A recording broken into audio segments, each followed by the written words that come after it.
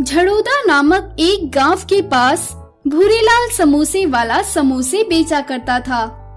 उसके समोसे बहुत स्वादिष्ट और लाजवाब होते थे। वो तरह तरह के समोसे बनाता था। Paneer samosa, chow mein samosa, mix veg samosa और मशरूम समोसा। उसके पास समोसों के लिए लोगों का आना जाना रहता था। लोग उसके आने से पहले ही लाइन लगाकर खड़े रहते थे। एक दिन समोसे वाला अभी तक नहीं आया था। लोगों ने लाइन लगाकर खड़ा होना शुरू कर दिया था। तभी विशाल वहां आया और बोला, अरे एक समोसों के लिए इतनी लाइन, फ्री में बांटता है क्या ये समोसे? तभी वहां खड़ा अमरेंद्र बोला, नहीं भाई, ये भूरेलाल समोसे वाला थोड़ा महंगे समोसे देता है, पर इसके समोसे बहुत तरीके के होते हैं। बहुत स्वादिष्ट और लाजवाब समोसे बनाता है ये। दूर दूर से अमीर लोग इस समोसे को खाने के लिए आते हैं। विशाल लोगों को देखने के लिए वहीं खड़ा हो गया। वो बहुत उत्सुक था भूरेलाल समोसे वाले के समोसे खाने के लिए। तभी वहाँ एक महंगी कार आई। उसमें से एक आदमी कढ़ाई, सब्जियां और बाकी सामान के साथ उतरा। उसने अपना सारा सामान रेडी पर लगाया और करीब 1 घंटे में तरह तरह के समोसे अपनी रेडी पर लगा दिए और लोगों को बेचने लगा। विशाल ये सब देखकर दंग रह गया। उसने भी समोसा खाया, पर उसे ये बात हजम नहीं हो रही थी कि एक समोसे वाला और इतनी महंगी गाड़ी। उसने वहाँ खड़ी लोगों से पूछा, आप लोगों को कुछ अजीब नहीं लगता? एक समोसे वाला इतना पैसा कैसे कमा सकता है? इसके पास इतनी महंगी गाड़ी है, तब भी ये समोसे बेचता है। भूरेलाल बोला, ए भाई, इनसे क्या पूछते हो? इनको क्या पता इनके पास क्या मेरी जन्म कुंडली है? मेरे पास आओ, मैं तुम्हें बताता हूँ अपने अमीरता के किस्से। विशाल भूरेलाल के पास गया और भूरेलाल बोला, मेरे दादा का समोसे का व्यापार देश विदेश में फैला हुआ था। उन्होंने समोसा बेचकर बहुत धन कमाया। फिर मेरे पिताजी ने जुआ खेलकर उस धन को 2 गुना 3 गुना कर दिया, और अब मेरे पास इतना धन है कि मैं कुछ भी काम ना करूं तो भी ऐश की जिंदगी जी सकता हूं। पर मुझे खाली बैठना पसंद नहीं, तो मैं समोसे बेचता हूँ। विशाल बोला, अच्छा भाई, बढ़िया है, आप तो एक बहुत अच्छे इंसान हो। विशाल ने उसे अच्छा इंसान बोल तो दिया, पर उसे भूरेलाल की बात पर अब भी विश्वास न था।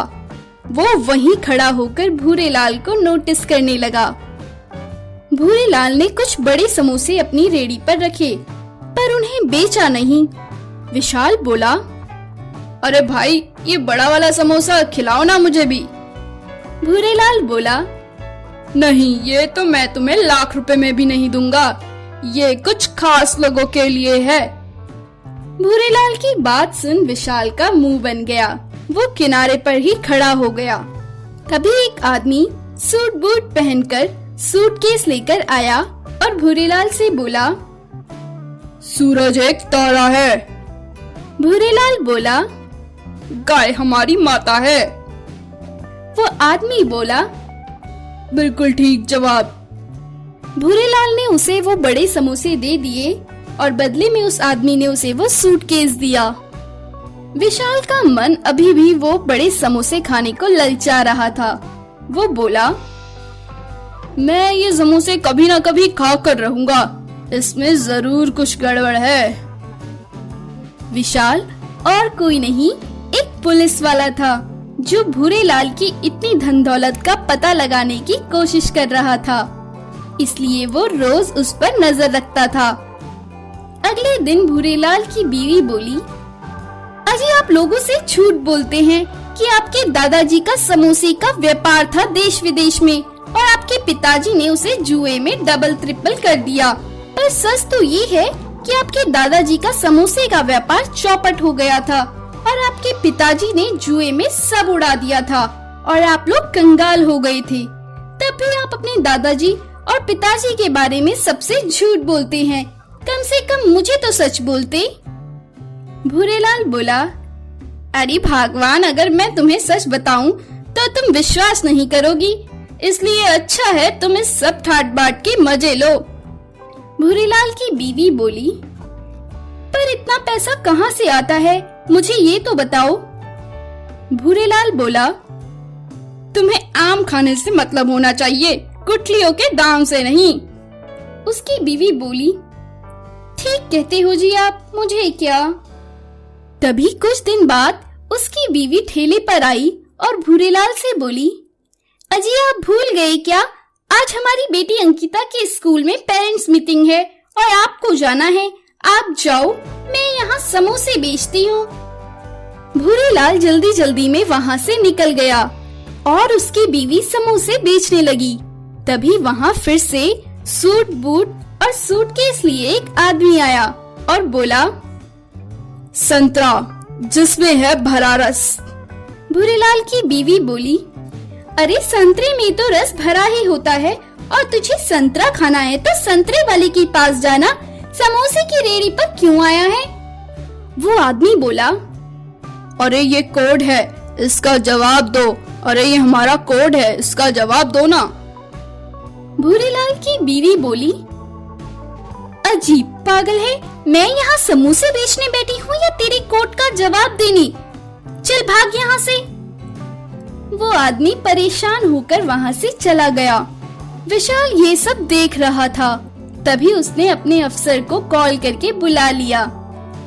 फिर विशाल भूरेलाल की बीवी से बोला, अरे बहन, ये बड़ा वाला समोसा कितने का दिया, मेरा बहुत मन है ये वाला समोसे खाने का, मुझे दे दोगी। भूरेलाल की बीवी बोली, अरे इसके बारे में तो मेरे पति ने मुझे कुछ बताया ही नहीं, आप मुझे 200 रुपए दे दो और ये समोसा ले लो। विशाल ने समोसा खरीद लिया।